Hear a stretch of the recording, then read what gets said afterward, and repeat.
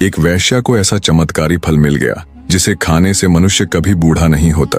वेश्या को जब वो चमत्कारी फल मिला तो वो अत्यधिक आनंद से भर गई। सोचा अब उसका ये सुंदर रूप, ये सुंदर जवान चेहरा हमेशा ऐसा का ऐसा ही बना रहेगा और वो सदैव सुंदर और जवान दिखती रहेगी। पर अगले ही पल उसे ये सोचकर झटका सा लगा कि वो सदैव जवान और सुंदर बनी रहेगी तो उसे ये गंदा काम भी सदैव ही करते रहना पड़ेगा।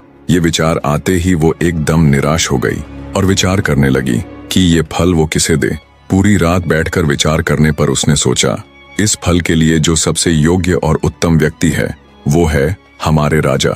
हाँ, इस फल की सबसे ज्यादा जरूरत हमारे राजा को ही है।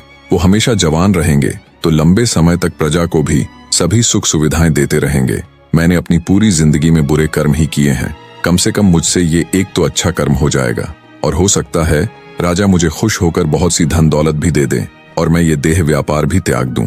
ऐसा विचार कर वो उस चमत्कारी फल को ले राजा के पास जाती है और उन्हें वो फल दे देती है। राजा ने जब उस फल को देखा तो वो हैरान रह गया। अनेकों तर्क वितर्क उसके दिमाग में एक साथ घूमने लगे। जब राजा ने वैश्या से पूछा कि यह फल उसे कहाँ से प्राप्त हुआ, तब वैश्या ने बताया कि यह फल उसे कोतवाल ने दिया है। राजा भर्तहरि ने तुरंत कोतवाल को बुलवा लिया। सख्ती से पूछने पर कोतवाल ने बताया कि यह फल उसे रानी पिंगला ने दिया है।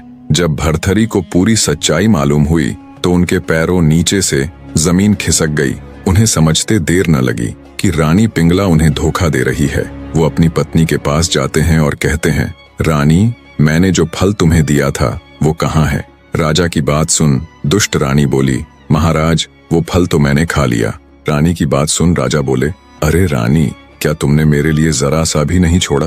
क्या तुम अकेले ही अमर होना चाहती हो? तब रानी कुछ कहती, उससे पहले ही राजा ने वो फल निकालकर रानी को दिखाया।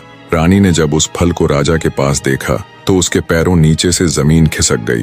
डर और घबराहट के मिश्रित भावों से वो थर थर कांपने लगी। पता नहीं अब राजा उसके साथ क्या करेंगे। पर राजा भर्तहरि बिना रानी को एक भी शब्द बोले वहां से चले जाते हैं। पत्नी से मिले धोखे से वो इतने आहत हो उठते हैं कि राज्य काज इन सब से उनका मन एकदम भर जाता है और उनके मन में वैराग्य की भावना जाग उठती है। अंततः वे भी अपने भाई विक्रमादित्य की तरह सब कुछ छोड़ छाड़ कर साधना हेतु जंगलों में चले जाते हैं। उनके जाने के बाद रानी पिंगला अत्यधिक आत्मग्लानि से भर उठती है। उन्हें अपने किए पर बहुत शर्मिंदगी हो रही थी। जब उनसे ये सब बर्दाश्त ना हुआ तो उन्होंने खुद की जान ले ली। राजा भर्तहरि के जाने के बाद उज्जैन का सिंहासन एकदम रिक्त हो जाता है। अब ना तो उज्जैन का कोई रखवाला था और ना ही कोई राजा।